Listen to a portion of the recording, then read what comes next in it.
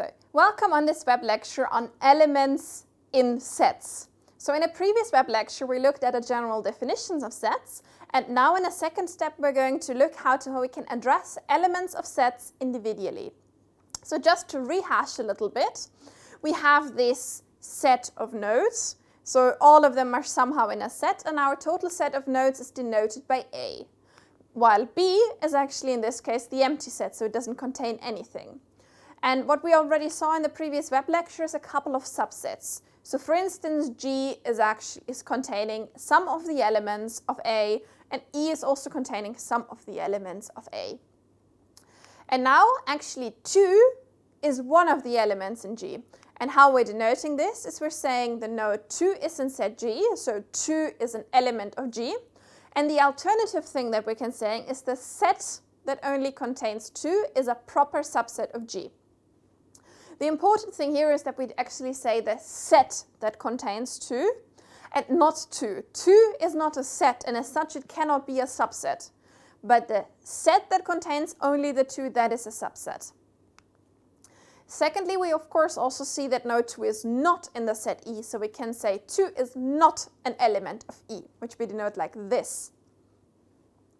And then we can say if we want to address all nodes in a set I, so for instance we want to address both nodes 2 and node 7, then we can say for all I in G, and then directly both 2 and 7 are meant.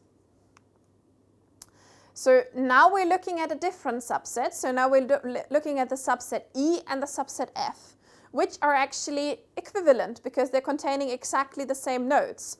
And now what we would like to say is we would like to say that all nodes in E are also in set F.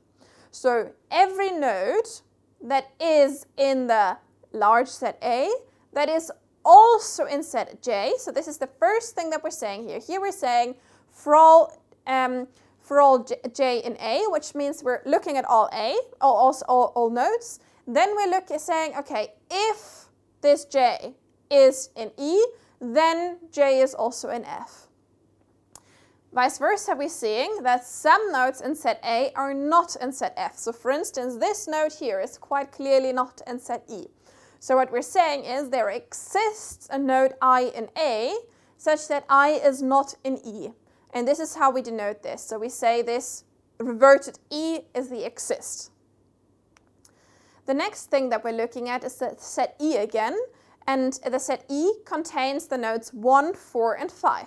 And now we would like to address all combinations of these nodes 1, 4, and 5. So for instance, we would like to address 1 and 5. We would like to address the 1 and the 4, but also just the 5, and of course also all of them. And this is what the so-called power set refers to. So we say S is the power set of E, which means that all subsets, proper or not, of E are actually included in this S. So S in this case is then the empty set. It's the set that only contains the 1, only the 4, only the 5. But then also all combinations of 2 nodes, so 1, 4, 1, 5, and 4, 5. So just to rehash, we do not have to consider 5 and 4, for instance, because the set containing 4 and 5 is exactly the same as the set containing the 5 and the 4. And of course, the set S also contains the set E itself, so the 1, 4, and 5. So this is the power set, and this is also something that we quite frequently use in a transport context.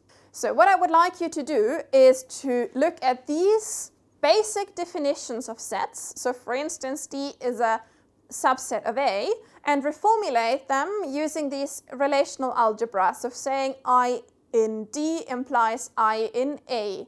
Or if we look at the other ones, how can we formulate E equals to F? So please work on these exercises. What I would like you to take away from this short web lecture on elements in set theory is first of all relations of sets, and secondly what I would like you to do is I would like you to rewrite the sets that we saw on the previous slides. Thanks.